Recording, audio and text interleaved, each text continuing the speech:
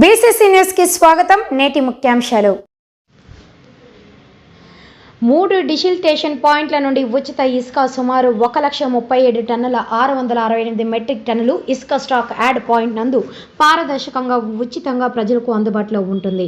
ఇసుక అక్రమ రవాణా ఎట్టి పరిస్థితుల్లోనూ ఉపేక్షించేది లేదు. తప్పకుండా చర్యలు ఉంటాయి. ఇసుక రీచ్ నందు ఉదయం 6 గంటల నుండి సాయంత్రం 6 గంటల వరకు మాత్రమే ఇసుక రవాణా మరియు తవ్వకాలు చేపట్టాలి. జిల్లా కలెక్టర్ వెంకటేశ్వర్, తిరుపతి.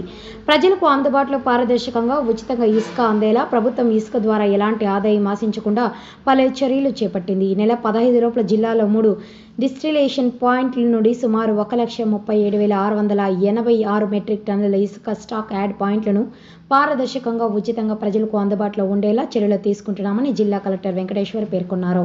ఈ సందర్భంగా కలెక్టర్ మాట్లాడుతూ ప్రభుత్వం ఏర్పాటైన తర్వాత ప్రభుత్వానికి ఇసుక ద్వారా ఎలాంటి ఆదాయం ఆశించకుండా ప్రజలకు అందుబాటులో పారదర్శకంగా ఇసుక అందేలా పలు చర్యలు చేపట్టిందని తెలిపారు. ఈ ఉచిత ఇసుక విధానంలో